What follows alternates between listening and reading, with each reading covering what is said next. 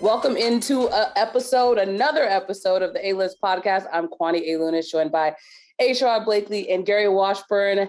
After a Game 7 win from the Boston Celtics, they're now headed to the Eastern Conference Finals. Are we surprised? Because I'm not surprised. No, we ain't surprised. I mean, listen, if you're going to be a champion, you got to take that crown. And what better team to do that against to get to the conference finals than the champ themselves? The Celtics played a great series. I thought that it was by no means a perfect series, but even when they were losing games, you still felt as though they had a certain semblance of control, not of the series per se, but just of their ability to win this thing. You never felt, even when they were down 3-2, there wasn't a clear sense that they were going to be beat by Milwaukee as much as it felt like they may allow themselves to lose. It really did feel as though this was their series to win. They were the deeper team. They had home court advantage. And, we would be remiss if we didn't mention the fact that Chris Middleton played not a single game. And that is a huge benefit for the Celtics. And some may look at that and say, well, the Celtics didn't really beat them because they didn't have Chris Middleton. You start looking at the teams that win championships. Golden State's dynasty began because they played a series of teams that either didn't have the starting point guard for some or all of that series. So it really doesn't matter how you win when the playoffs roll around. It's a matter of all about getting them dubs. We have Gary live in Miami. What do you think? That boy is feeling the heat. That boy is feeling the heat, literally.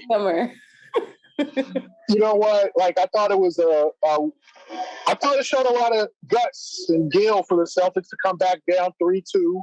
I mean, the thing about the Celtics situation is they have been knocking on the door for the last several years. 2017 and 18, we reached the Eastern Conference Finals, but running into LeBron. The disaster of 19 when Kyrie kind of checked out. 20, the bubble, losing to Miami in the Eastern Conference Finals. Last year's disappointment with Brooklyn. But then this year, it was good to see them knock the door down. And I'm not talking about getting to the finals. They still got another big door to knock down.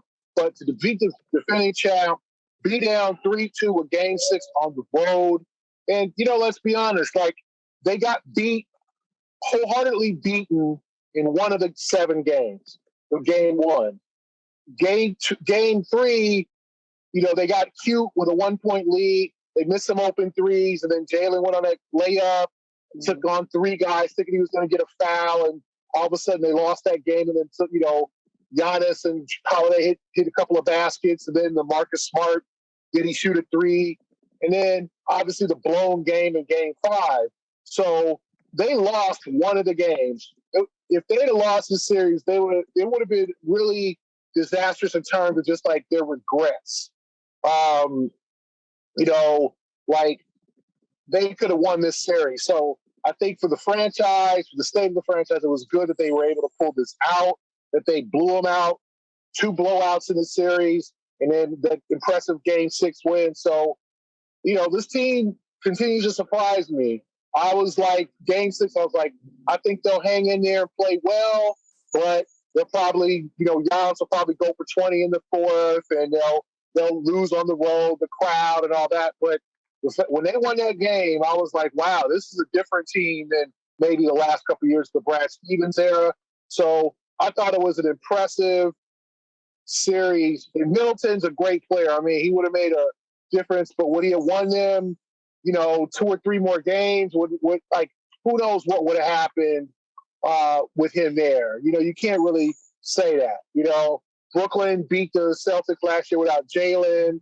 The LeBron team went to the Eastern Conference Finals. Remember, it was no Hayward or Kyrie. So that stuff happens. Yeah. Yeah, and someone brought up that, well, for one, it's always impressive when you can get a Game 7 win at home in Geno time. That, like you both mentioned, is very impressive overall. But I think now that we're looking forward to this Miami Heat series, one thing that I think is on a lot of people's mind is the fact that in 2020, they lost to the Heat in the Eastern Conference Finals. And they lost 3 straight playoff series to the Heat already. So what do they have to do this time? Obviously, there have been different rosters, but what do they have to do this time to be effective? OG. Well, it's very reminiscent because when they beat Toronto in 2020 in the bubble, they thought we had slayed the dragon. Mm-hmm. Like Nick Nurse threw all types of defenses. Kemba played poorly.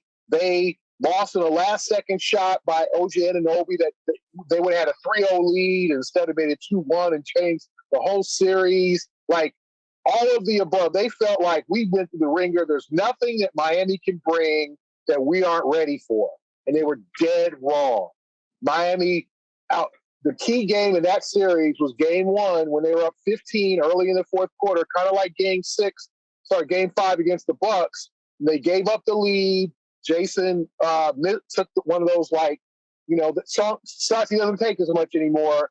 That, contested step back 28-foot three to try to win it. Then he got blocked by Adebayo and the buzzer, and that changed the entire series. The Celtics win that game, they probably win the series. They lost game 2, then all the stuff in the locker room with Marcus Smart. They made it a series, but Tyler Hero goes for 37 off the bench in game 6, or game 4.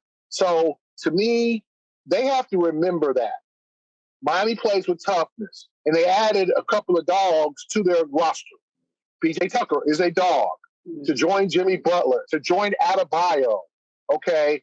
Kyle Lowry is injured, but he's another dog who has had much success with the Celtics over the years. And then you got shooters. Tyler Hero. Duncan Robinson was not playing as much. Max Strus, former Celtic. You don't think he wants to stick to his team for cutting him and taking Javonte Green over him or in Taco or whatever. They could have kept Strus on a 2-way.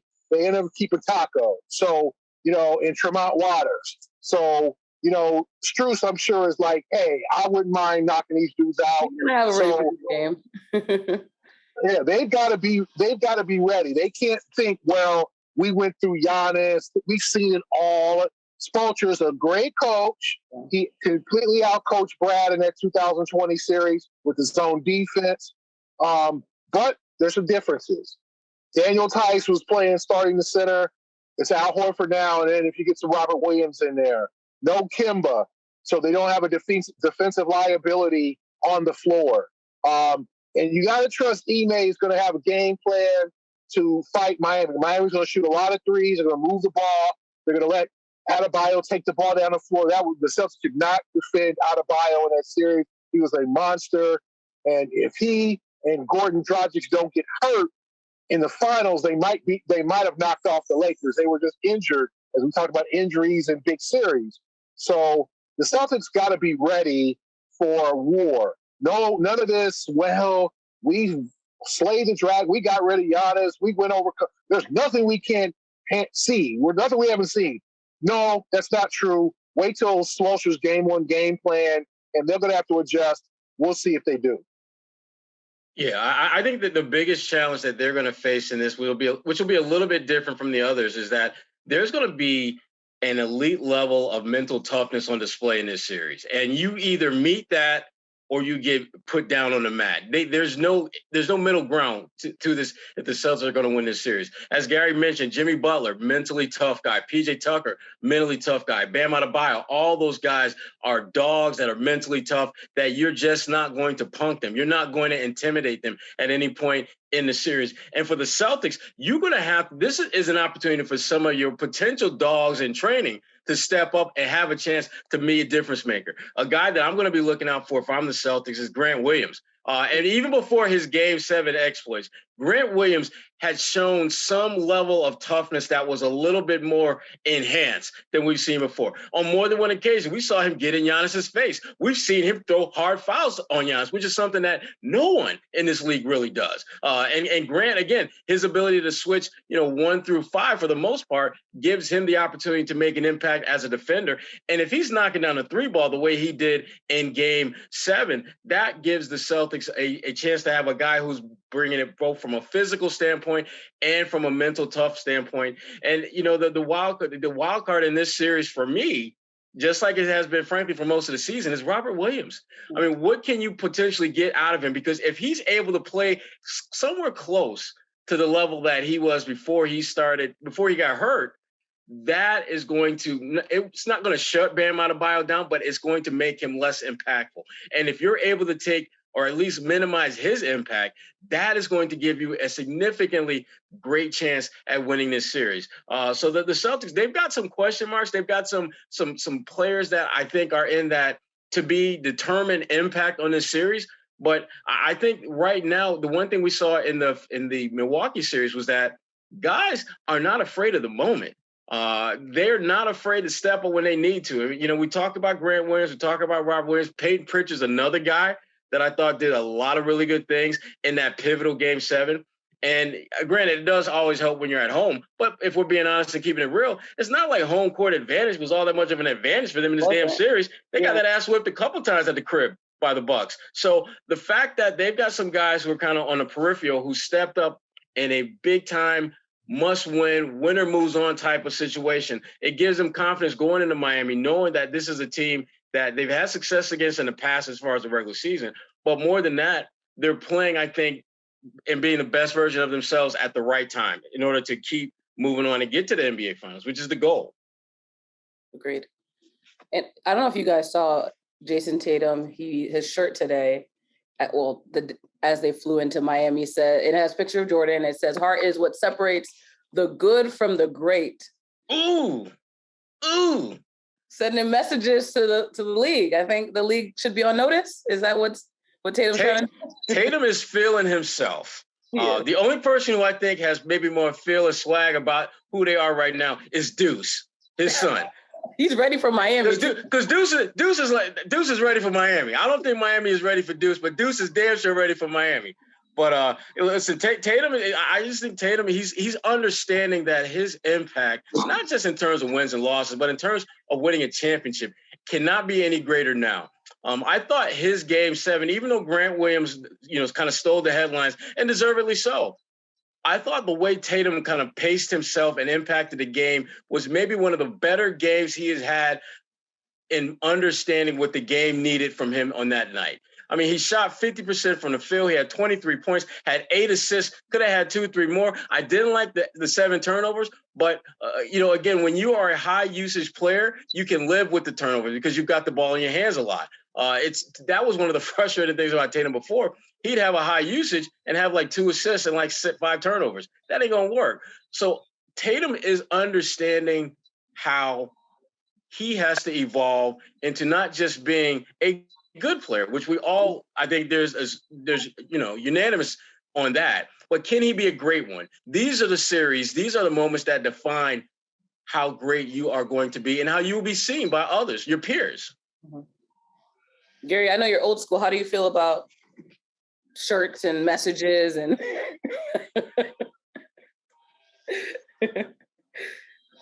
how do I feel about shirts? Okay. What do you think about clothing?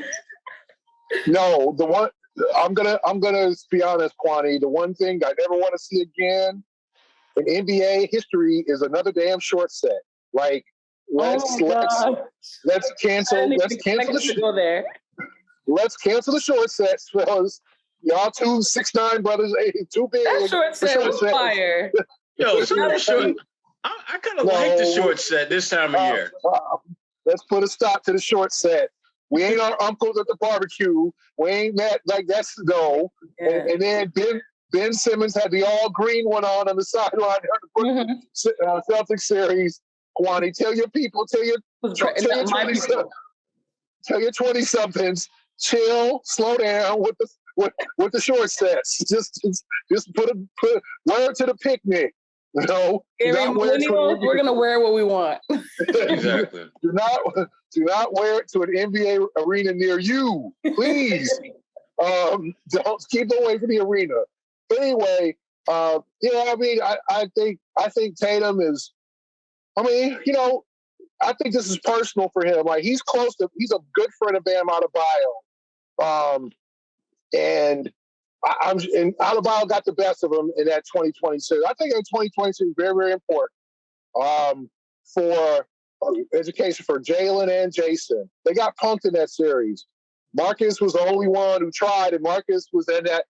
There's a different Marcus in that series. Marcus was 3-point Marcus in that series, and then during that postseason. I mean, he was chucking them. I think he chucked 13 in the deciding game 6. Like, Marcus was really trying to be, because Kimbo was neutralized, so Marcus was really trying to be that third offensive option behind Jalen and Jayson. And I think now he's a completely different player than he was 2 years ago, because he doesn't have to be that third offensive option. But I think this series is personal for those guys. They have to remember. I mean, obviously, I was in the bubble. I saw what went down after game 2. They were sent to. I mean, they were down there fighting each other after that. After just kind of being broken down in another fourth quarter by Jimmy and his guys. You know, Jimmy and those guys wanted it more. And the thing is that do the Celtics want this more than Jimmy? Jimmy wants to return to the final. He wants to win the championship. He wants a title. Do they want it more than the Heat do? And I think that's the fundamental question. The Celtics got to have some real want to. They wanted it more than the Bucks. The Bucks, not saying the Bucks didn't want it, didn't want to repeat, but the Bucks got tired. I think Budenholzer knew eventually, probably midway third quarter, we don't have the guys. We just don't have the dogs. Wesley Matthews, Grayson Allen, Pat Connaughton. I'm throwing guys out there that can't get the job done. Bobby Portis didn't have I thought Bobby would have a really good series. He had one great game. Obviously, the rebound game in game 5. Brook Lopez had a good first half that kind of fizzled. Bud knew that he didn't have the guns. The Heat feel like this is their year, right? I mean, you look at the West, Golden, they feel like they can beat the Warriors or Dallas, so the Heat want it badly. Do the Celtics want it just as much, if not more? Jayson and Jalen have to remember, and Marcus have to remember that 2020 series and be like, we didn't like that feeling. Getting punked in the fourth quarter, watching Jimmy, hit big shots, Bam Adebayo dunking on people, Tyler Hero kissing to the crowd. You need to watch that, replay of that, and get mad all over again, and don't let that happen again. True. Absolutely, Gary. And what we're talking about in essence, when you talk about the Celtics and you talk about the Heat, is teams that understand the importance and value of putting in that work. And we got an amazing partner when it comes to talking about putting in that work, and that is Indeed.com. No one has a business like yours with all its strengths and challenges. To succeed, you need a hiring partner that adapts to your needs. You need Indeed. Indeed. Indeed is a hiring platform where you can attract, interview, and hire all in one place. Instead of spending hours on multiple job sites searching for candidates with the right skills, Indeed's a powerful hiring partner that can help you do it all. Find great talent faster through time-saving tools like Indeed Instant Match, assessments, and virtual interviews. With Instant Match, over 80% of employers get quality candidates whose resumes on Indeed matches their job descriptions the moment they sponsor a job, according to Indeed data. And as someone who has used Indeed, and I've used it with my students as well, it's a great tool to get them connected with job opportunities that they would not otherwise know about. And for those employers, it gets you potential pipeline to individuals who have skills that you may feel that you need that you may not be aware of. So Indeed, to me, it's one of the great win-win creators out there when it comes to job placement and things of that nature. So again, start hiring now and you'll get a $75 sponsored job credit to upgrade your job post at Indeed.com/A-list. Offer good for a limited time. Claim your $75 credit now at Indeed.com/A-list. Indeed.com/A-list. Terms and conditions apply. Paid per qualified applicant, not available for all users. Again, if you need to hire, you need Indeed. Now, Good job. what we need is to talk a little bit more about these Boston Celtics and this series coming up with the Miami Heat. I'm curious from either one of you, just what concerns you most about the Miami Heat at this point? Because we've seen the Celtics, we kind of been there, done it. We kind of know what they're about. What concerns you about the Miami Heat, though, Kwani? Well, obviously a lot is concerning. You have Jimmy Butler, you have the potential Max Strus revenge game, but the X factor, I also think, and this may not get talked about enough, but them being in Miami, like, is that going to be a distraction for this team? And I'm not trying to disrespect the players and say that, you know, they're not taking this playoff series seriously. But I mean, if I'm 20 something in Miami and I'm on a work trip, there's only so much trouble that could possibly be gotten into. So there's a lot of trouble you can get into. Especially when you have millions of dollars. If I went to Miami, I wouldn't get in that much trouble. I don't have millions of dollars. So,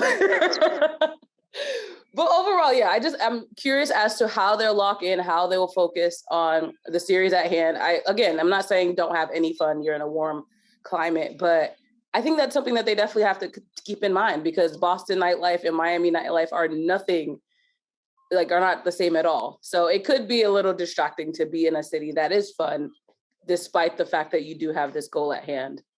Kwani in a new city that's fun, and her hair did? Ooh, that's trouble. That's trouble.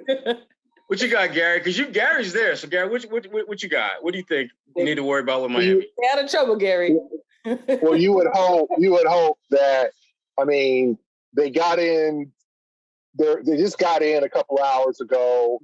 They're not going to go party on a Monday night before a game, and then the other off nights are Wednesday night.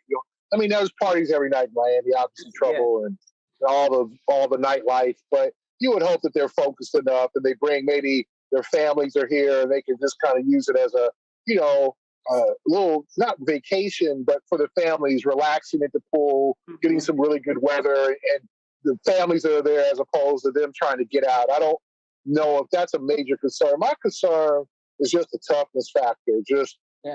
Adebayo is just a guy who's just an X factor because he can guard all 5 positions. He can shoot from the mid range. His bugaboo at times has been foul trouble, but he's a guy that is so unique, and he just dominated that series in 2020. I just go back to that 2020 series because it was just, he just controlled the whole thing. He would, the pick and rolls, and it was obviously the personnel was different. 65% Gordon Hayward, Daniel Tice, who's had a prominent role, Kemba Walker, his confidence shot, his knee not quite right. Young Jayson and young Jalen, Jayson still doing the Kobe stuff. Jalen being a little bit more erratic and inconsistent. So you got to think that time will tell a different story in terms of what will happen this year. But I just think that Adebayo guy, along with PJ Tucker, PJ's that guy who he's their body portis. He's relentless on the boards. He's going to push them, shove some guys. He's going to get away with some dirty tricks. He's going to do whatever it takes to win. Is it Grant? Can the Celtics match that toughness and intensity from game one? Don't give away game one because they're tired. They just got through a long series, and then you got to suddenly try to, game 2 becomes a big game. Try to knock them in the mouth first. This is a team that they lost twice to Philly in that series and didn't look good in those losses. So they're beatable, but the Celtics got to laser focus from game 1. And we'll see the difference between the Stevens era and the Udoka era in the preparation of the series. For the series, I think Brad was serious, but I don't think that they had the toughness or were they prepared at all for what Miami brought to the table in that series. I think Ime Udoka will be ready. Gary, with that being said, Erik Spoelstra has been in Miami for almost 15 years, so I think that's the coaching matchup is something that's going to be excited to look forward to as well. You have the rookie coach versus this very experienced NBA coach, 3-time, I think, NBA champion. So he knows how to win. Obviously, he has different pieces on his roster, but I'm curious to see how those two coaching matchups play out. Well, kind of piggybacking off of what Gary was talking about, I think we've seen already the difference between Ime and Brad. I don't think Grant Williams would have had a 27-point Game 7 performance if Brad Stevens was still coaching the team. And that's no knock on Brad, but when you listen to the things that Ime talked to Grant about, I don't think it's necessarily Brad's messaging was bad. I just think the manner in which it was delivered was different. And I think it resonates a little bit more with these players than maybe it did with Brad. I mean, Brad would have probably told Grant the same thing, like, Grant, if you're open, take those shots. Right. Don't hesitate. Be comfortable. Whereas Ime's like, Grant, they're disrespecting you. Yeah, they're disrespecting you on a level. They've been disrespecting you this whole series, and they're disrespecting you even more. Now, they're not even pretending to try to come out. Talk about your mama. Yeah, exactly. I mean, I think Ime, he's one of those coaches that does that. He will figure out what's that trigger point that I can press that's going to get you to be activated and engaged and step your game up and feel that you're the best player on the floor. I mean, the idea of Grant Williams taking more 3-pointers than anyone in a Game 7 history, him making the same number of threes in a Game 7 that Steph Curry has for the NBA record. And, that's just, to me, a lot of that has to do with obviously the player, but a lot of it has to do with being filled with the kind of confidence to do that. His teammates are part of that. Ime is part of that. And Ime, the job that he's done, the X's and O's at this point are, to me, they're out the door. It's what can you do from a mental standpoint to get your team in the right frame of mind to be able to execute, and in doing that, execute that team out of the damn playoffs. That's Ime's job right now. And I think so far he's done a really good job of it. But Kwani, to your point, to me, Erik Spoelstra is like the low-key, he's that dude that is always in the mix as one of the top coaches, doesn't necessarily get coach of the year. But if you were to poll coaches right now and say, who's the number one coach in the NBA right now, I think you would find a lot of votes, if not the majority of them, will go to Erik Spoelstra. He's done a hell of a job in Miami. He's won with lots of different lineups. And to me, if I'm Ime Udoka, this is the ultimate challenge. Because if you can hold your own, forget about beating him. If you can hold your own from an X's and O's and mental preparedness standpoint with Spoelstra, you're doing well. You are doing exceptionally well. And again, Spoelstra, he's going to force you to make some adjustments. He's that good a coach. And the one thing that his teams are always about is toughness. That's their DNA. And in many ways, the Celtics are looking at maybe a reflection of who they are in Miami. Both teams have a lot of talent that is good, but maybe isn't necessarily top five-ish. And you got a lot of guys with something to prove. And I think it's going to be a hell of a series. A hell of a series. We thinking game 5 games, 6 games, 7 games? Let's hear those predictions. I know you're not a business, but why not? Gary don't do that. Gary's going to be both teams play hard. Make Miss League. I don't care though. I mean, come at me. How far do you see the series going? At least you don't have it's at least 6 games. This is going to be at least a 6-game series. I think to the point that Gary made, game 1 is going to be a real, I think, kind of litmus test for how this thing is going to go. Because if the Celtics can go down there and just beat the brakes off of the Heat, that's going to put them in a real precarious spot. Because the Celtics, they're at that point now as an organization. If they smell blood in the water, they're not going back to the shore. Hell no, they're going in the deep end. Yeah. They're going for more blood. And that's the mindset that they have to have. When they were able to get this series tied up at Milwaukee and force a game 7, what did we see? Literally the best game they played the entire series. When they had Brooklyn in a 3-0 hole, game 4. Again, they smell blood in the water. KD, we know you're going to have a good game. Kyrie, have a good game. We're still going to beat your ass and send y'all home for the summer. 1, 2, 3, Cancun on you. Here we go. That's the way this team is, I think, built right now. And again, Ime, I think, has a lot to do with that. That may be the most important offseason acquisition the Boston Celtics have made in maybe the last decade. Bringing in Ime. He's been that good, that impressive. The NBA does not play because by the time we come back here next week, we would have seen 4 games in this matchup already. As I hope you know, Tuesday is when the Eastern Conference Finals tip off, so that's going to be exciting. I think that's a wrap, though. I mean, there's only so much we can talk about until we've gotten, like you said, that litmus test of game 1 and see how they do this series. Gary, I also want to congratulate you on getting your master's at University of Nebraska. Thank you. You're welcome. It was awesome. Online program, so my first time there was graduation, but it was awesome to be amongst the students. I'd never been in Nebraska before. I'd driven through Nebraska, but never spent the night there or anything. So, yeah, it was an awesome experience to go to, a big university like that in terms of just seeing it, getting the taste. You watch the football games over the years, the big red and Cornhuskers and all that. Yep.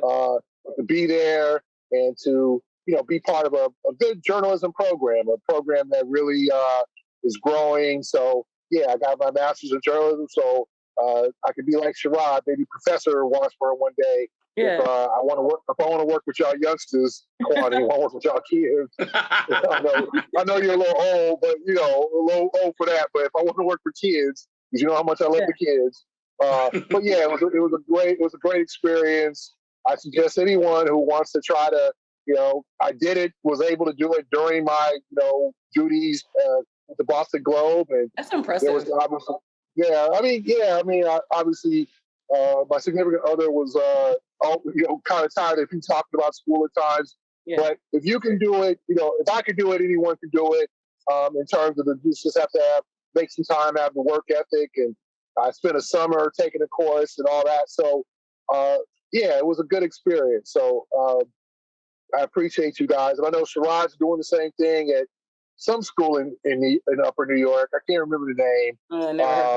Bonaventure, boy, Bonaventure. Yeah. Some parochial school up in North New York.